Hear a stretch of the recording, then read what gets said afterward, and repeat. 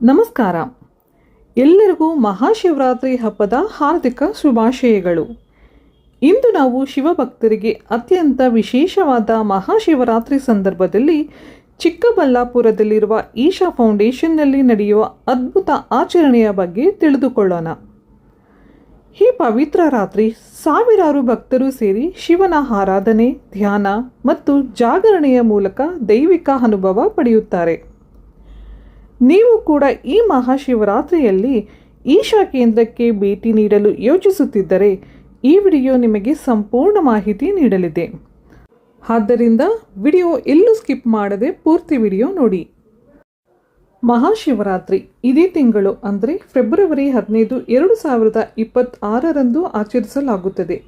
ಚಿಕ್ಕಬಳ್ಳಾಪುರದ ಈಶಾ ಫೌಂಡೇಶನ್ ಸದ್ಗುರು ಸನ್ನಿಧಿಯಲ್ಲಿ ಫೆಬ್ರವರಿ 15ರಂದು ಸಂಜೆ 6ರಿಂದ ಬೆಳಗ್ಗೆ 6ರವರೆಗೆ ಮಹಾಶಿವರಾತ್ರಿ ಆಚರಣೆ ನಡೆಯಲಿದೆ.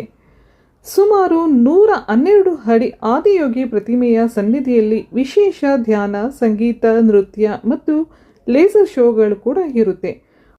ಭಕ್ತರು ನೋಂದಣಿ ಮೂಲಕ ನೇರವಾಗಿ ಭಾಗವಹಿಸಬಹುದು ಅಥವಾ ಆನ್ಲೈನ್ನಲ್ಲಿ ಸಹ ವೀಕ್ಷಿಸಬಹುದು.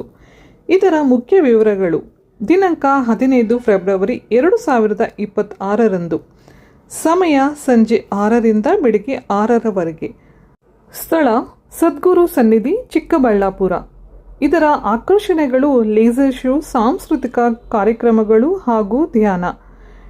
ಪ್ರವೇಶ ಎಲ್ಲರಿಗೂ ಉಚಿತವಾಗಿ ಇರುತ್ತೆ, ಆದರೆ ಮುಂಚಿತವಾಗಿ ನೋಂದಾಯಿಸಿಕೊಳ್ಳುವುದು ತುಂಬ ಉತ್ತಮ. ಮಹಾಶಿವರಾತ್ರಿ ಹಿಂದೂ ಧರ್ಮದ ಅತ್ಯಂತ ಮಹತ್ವದ ಹಬ್ಬಗಳಲ್ಲಿ ಒಂದು. ಶಿವಭಕ್ತರು ಈ ದಿನವನ್ನು ಅತ್ಯಂತ ಭಕ್ತಿಭಾವದಿಂದ ಆಚರಿಸಲಾಗುತ್ತೆ. ಈ ದಿನ ಶಿವನ ಆರಾಧನೆ, ಜಾಗರಣೆ, ಧ್ಯಾನ ಮತ್ತು ಉಪವಾಸದ ಮೂಲಕ ಆತ್ಮಶುದ್ಧಿಯನ್ನು ಸಾಧಿಸುವುದು ಕೂಡ ತುಂಬಾ ಮುಖ್ಯ. ಕರ್ನಾಟಕದ ಚಿಕ್ಕಬಳ್ಳಾಪುರ ಸಮೀಪದಲ್ಲಿರುವ ಈಶಾ ಫೌಂಡೇಶನ್ ಕೇಂದ್ರದಲ್ಲಿ ಮಹಾಶಿವರಾತ್ರಿ ವಿಶೇಷವಾಗಿ ಆಚರಿಸಲಾಗುತ್ತೆ. ದೇಶದ ವಿವಿಧ ಭಾಗಗಳಿಂದ ಭಕ್ತರು ಮತ್ತು ಯೋಗಾಭ್ಯಾಸಿಗಳು ಇಲ್ಲಿ ಸೇರುತ್ತಾರೆ. ಚಿಕ್ಕಬಳ್ಳಾಪುರ ಪ್ರದೇಶದಲ್ಲಿರುವ ಈಶಾ ಕೇಂದ್ರ ಪ್ರಕೃತಿಯ ಮಧ್ಯದಲ್ಲಿರುವ ಶಾಂತ ವಾತಾವರಣ ಹೊಂದಿದ್ದು ಧ್ಯಾನ ಮತ್ತು ಆಧ್ಯಾತ್ಮಿಕ ಸಾಧನೆಗೆ ಅತ್ಯುತ್ತಮ ಸ್ಥಳವಾಗಿದೆ. ಮಹಾಶಿವರಾತ್ರಿಯಂದು ಅಲ್ಲಿ ವಿಶೇಷ ಕಾರ್ಯಕ್ರಮಗಳು ನೆರವೇರಿಸಲಾಗುತ್ತದೆ. ಮಹಾಶಿವರಾತ್ರಿ ಶಿವ ಮತ್ತು ಶಕ್ತಿ ಒಂದಾಗುವ ಪವಿತ್ರ ರಾತ್ರಿಯೆಂದು ಪರಿಗಣಿಸಲಾಗುತ್ತದೆ.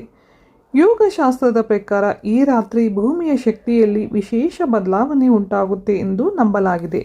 ಈ ಸಮಯದಲ್ಲಿ ಜಾಗರಣೆ, ಧ್ಯಾನ ಮತ್ತು ಶಿವನ ಸ್ಮರಣೆ ಮಾಡಿದರೆ ಆಧ್ಯಾತ್ಮಿಕ ಬೆಳವಣಿಗೆ ವೇಗವಾಗಿ ನಡೆಯುತ್ತೆ ಎಂದು ನಂಬಲಾಗಿದೆ.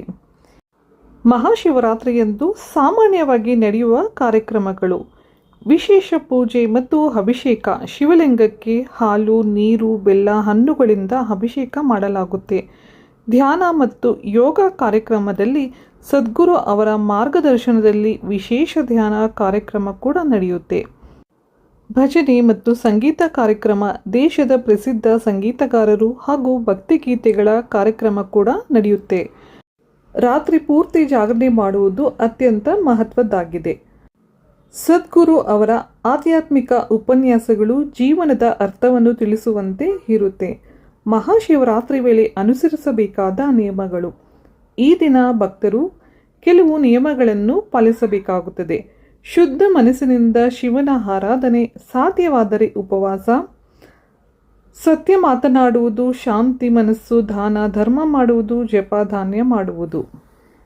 ಈಶಾ ಕೇಂದ್ರಕ್ಕೆ ಭೇಟಿ ನೀಡುವುದರಿಂದ ಆಗುವ ಲಾಭಗಳು: ಮಹಾಶಿವರಾತ್ರಿಯಂದು ಈಶಾ ಕೇಂದ್ರಕ್ಕೆ ಭೇಟಿ ನೀಡುವುದರಿಂದ ಹಲವಾರು ಲಾಭಗಳಿವೆ. ಮನಸ್ಸಿಗೆ ಶಾಂತಿ ಸಿಗುತ್ತೆ, ಧ್ಯಾನದ ಅನುಭವ ಕೂಡ ಹೆಚ್ಚಾಗುತ್ತೆ, ಜೀವನದ ಒತ್ತಡ ಕಡಿಮೆಯಾಗುತ್ತದೆ, ಆತ್ಮೀಯ ಶಕ್ತಿ ಹೆಚ್ಚುತ್ತೆ, ಕುಟುಂಬ ಸಮೇತ ಶಾಂತ ಅನುಭವ ಕೂಡ ಲಭಿಸುತ್ತೆ. ಭೇಟಿ ನೀಡುವ ಮೊದಲು ಮುಖ್ಯವಾಗಿ ಗಮನಿಸಬೇಕಾದ ವಿಷಯಗಳು: ಮಹಾಶಿವರಾತ್ರಿ ದಿನ ಭಕ್ತರ ಸಂಖ್ಯೆ ತುಂಬ ಹೆಚ್ಚು ಇರುತ್ತೆ. ಆದ್ದರಿಂದ ಮುಂಚಿತವಾಗಿ ನೋಂದಣಿ ಮಾಡಿಕೊಳ್ಳುವುದು ಉತ್ತಮ. ಸಮಯಕ್ಕೆ ಸರಿಯಾಗಿ ಆಗಮಿಸಬೇಕು. ಸರಳ ಉಡುಗೆ ಧರಿಸಬೇಕು. ನೀರು ಮತ್ತು ಅಗತ್ಯ ವಸ್ತುಗಳನ್ನು ತೆಗೆದುಕೊಂಡು ಹೋಗುವುದು ಉತ್ತಮ. ಕಾರ್ಯಕ್ರಮದ ಮುಖ್ಯ ನಿಯಮಗಳನ್ನು ಪಾಲಿಸಬೇಕು. ಮಹಾಶಿವರಾತ್ರಿಯ ಆಧ್ಯಾತ್ಮಿಕ ಅರ್ಥ ತಿಳಿಯೋಣ. ಯೋಗ ವಿಜ್ಞಾನದ ಪ್ರಕಾರ ಶಿವ ಎಂದರೆ ಶೂನ್ಯ. ಈ ರಾತ್ರಿ ಮನಸ್ಸು ಸ್ಥಿರವಾಗಲು ಮತ್ತು ಆಧ್ಯಾತ್ಮಿಕವಾಗಿ ಮೇಲೇರಲು ಸಹಾಯವಾಗುತ್ತೆ. ಆದ್ದರಿಂದ ಧ್ಯಾನ, ಮೌನ, ಜಾಗರಣೆ ಇವುಗಳಿಗೆ ವಿಶೇಷ ಮಹತ್ವವಿದೆ.